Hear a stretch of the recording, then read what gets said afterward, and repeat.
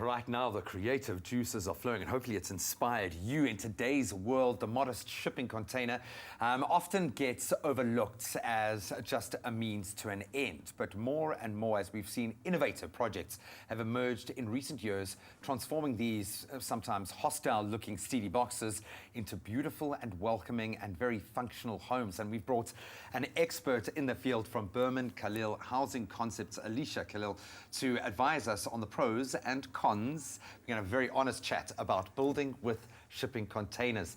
Want to know, is this trend of stacking steel boxes really the future of building homes here in South Africa? So thank you so much for joining us. Thanks for having me. Hopefully that's inspired you as well, because yes, this is your course. space. This yes. is where you really kind of operate and are doing some amazing things. I mean, this really does bring it all to bear when you see these. And I live here in the kind of waterfront area, and I see these massive shipping container vessels coming in. There is so much material to work with. Yes, no, for sure. How do you even go about starting with this? How do you get your hands on a shipping container? Do they just leave them there for you? Do you have to buy them? How do you enter into this? You do have to buy it. It's not as simple as just picking up the container and putting it on your piece of land and converting it. If it was, I'm sure there would be many. But yes, depending on your piece of land and which municipality you fall under, container homes are now seen as a rational design. So they're not sort of, South Africans had the misconception that containers were containers and you couldn't make them look as beautiful as what you can. So council approval plans, an architect to help you design it, and your creativity is the only thing that stops you when you're building with containers. How long did it take to get to this point?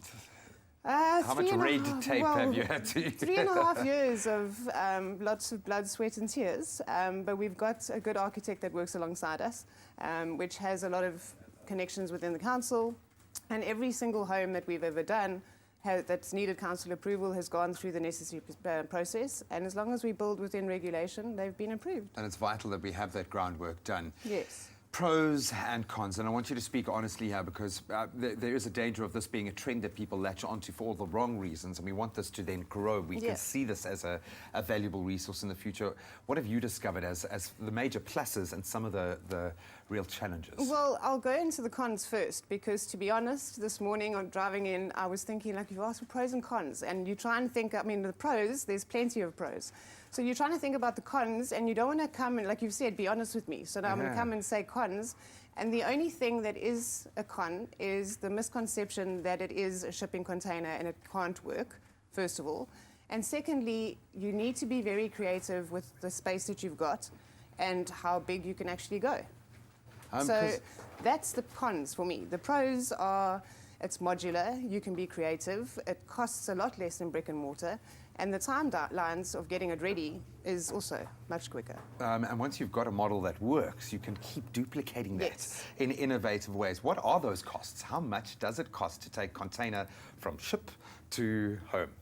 You're generally looking at about entry level, so for sort of affordable housing, you would be looking at about 7,500 Rand a square meter. Where brick and mortar, on recent research, you're looking in between 10 and 12,000 Rand a square meter. So it is a lot cheaper.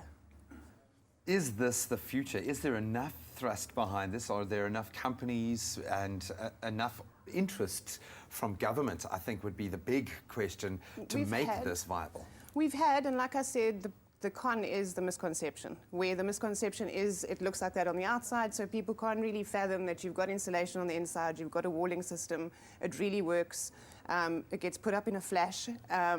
So yes, I think the misconception is the biggest problem with government, because they don't know how to go to market with it and say, this is what we're going to put up for you. It's a lot quicker, it works, and it's functional.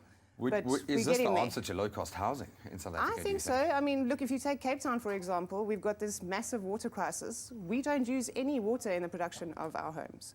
Wow. Like you said earlier, the only water we use is the water that the guys are drinking. But I mean, they're drinking the water. It's not like we use it to build. In your industry, that's your version of dropping the mic and leaving the stage. That's a massive thing. Thank you so much. This really has inspired me, and hopefully you've been inspired, yes, and this has renewed your passion. It has. This is an opportunity, I think, for South Africa to start looking at things slightly differently. It's estimated that there are 24 million 24 million, come on, empty shipping containers in the world that will not be used for cargo again, which means it is definitely something to look into. But as the saying goes, one man's return shipping container is another man's crazy, high and modular home. That's not really a saying. I'm just getting on trend.